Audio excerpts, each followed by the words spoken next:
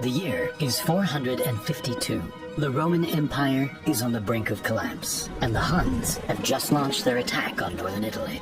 Several cities are completely destroyed, forcing the locals to go on the run. They head for a lagoon just off the coast and take refuge on several small islands, a decision that would no doubt save their lives.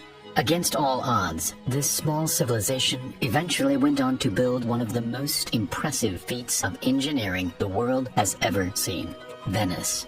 Despite having no roads, no land, and no fresh water, the Venetians managed to turn a muddy swamp into the most powerful and wealthiest city of its time. This unique layout of canals and bridges woven through hundreds of islands made Venice incredibly accessible, and it became the epicenter of all business. We modeled the entire thing to show you what's going on beneath the surface and how its clever design and medieval engineering allowed it to take over the world. When the first refugees arrived to start their new lives on the islands, they had the worst possible surface to build on. The small marshy islands were made of an incredibly soft clay, which would barely hold the weight of a human, let alone an entire city. To create stable foundations for buildings, the Venetians collected large timber piles from the forests of Croatia and started hammering them into the ground. They drove them about 5 meters deep until they reached a much harder layer of clay. Not only did this stabilize the piles, but by packing them really close together, it compressed the surrounding clay, pushing out the water and making it much stronger. Once the piles were firmly in the ground, the tops were cut off and wooden planks were laid on top to spread the load. Special blocks of Istrian stone were then placed to raise the foundations above the water. This design was a stroke of genius, as the wooden piles were sealed away from the air, making it impossible for them to rot. To this day, almost all of the original piles are in great condition and are still holding up the city. Once the foundation had been properly laid down, the buildings themselves were built. Venetians started off using wood for their houses, but after numerous fires, they switched to brick. To keep the buildings as lightweight as possible, they had to be no more than 3 stories high. Lime mortar had to be used instead of cement because it was flexible and would allow the entire building to flex as the ground beneath slowly moved. The inner walls were built in a crisscross pattern that would also flex like a trellis. The facade walls, which had large windows and elegant stone designs, made them much heavier, and so in order to stop them from falling over, they were pinned into the floor using iron rods, keeping the entire building together. This method of building worked well for the Venetians, and soon several islands around the lagoon were established in this way. Instead of expanding outwards like most cities, these islands expanded into each other. At first, boats were the only way to cross between the islands, but eventually the islands grew closer together, and many could be crossed by simply wading through the shallow water on a horse. The next step in Venice's evolution would of course be connecting the islands. Surprisingly, there were no bridges for the first 500 years of Venice's existence. But as the population increased and business started to ramp up, there needed to be an easier way to reach Rialto, the financial center of Venice. And so, the Doge of Venice set up a prize for the engineer that could design the best bridge. He announced this by putting up displayed posters all around the city.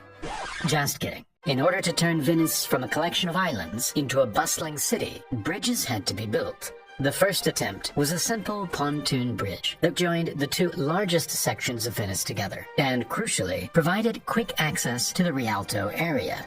The bridge was later upgraded to a wooden bridge, which eventually burned down and collapsed before it was finally replaced by a much stronger stone bridge. To build it, over 12,000 timber piles were driven into the banks of the canal, and 10,000 tons of stone were built on top to form the bridge. To this day, the bridge still stands, and it serves as the main artery in the center of Venice. After this, stone bridges started to pop up everywhere, turning Venice into a compact city made up entirely of canals instead of roads. This gave Venice a unique advantage, since the canals allowed goods and traffic to flow quickly through every part of the city. The messy overlap of pedestrians and horse-drawn traffic didn't exist in Venice, since the walkways and canals were completely separated. Yet people could transition between the two effortlessly, without slowing down. By now, the city had become the most powerful and richest city in Europe.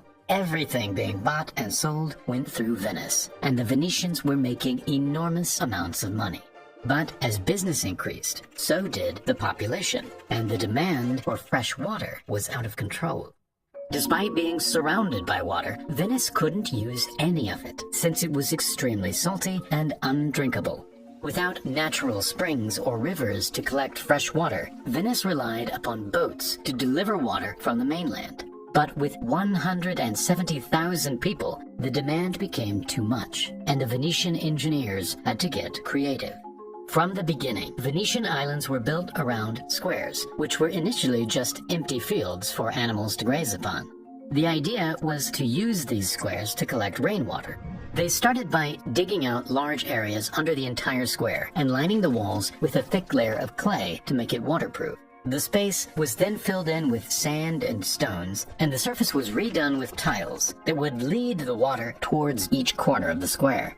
From here, rainwater would flow into the basin and gradually filter through the sand and stones until it reached the main well at the center of the square. To maximize the surface area for water collection, the roofs of the nearby buildings were fitted with gutters that would direct the water onto the square and into the drains. Venice then became an enormous funnel, which filled more than 600 wells around the city.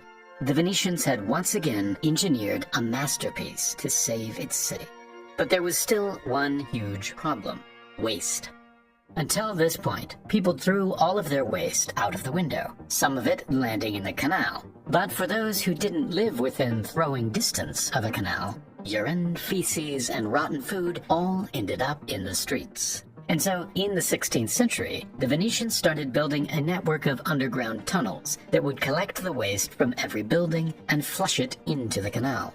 When the tide of the lagoon was down, solid waste would collect at the bottom, and the liquids would naturally flow into the canals. Then, when the tide rose, it would flood the tunnels and pull the solid waste into the canal. The motion of the tide coming in and out twice a day would exchange the dirty water for fresh water from the sea, flushing Venice from all of its waste. The extremely salty water worked as a strong disinfectant, and thanks to this system, the streets became clean. Amazingly, almost all of the incredible engineering that made Venice is still around today. The bridges, the canals, the buildings are all ancient relics sitting on a forest that has held up the entire city for over 1,000 years.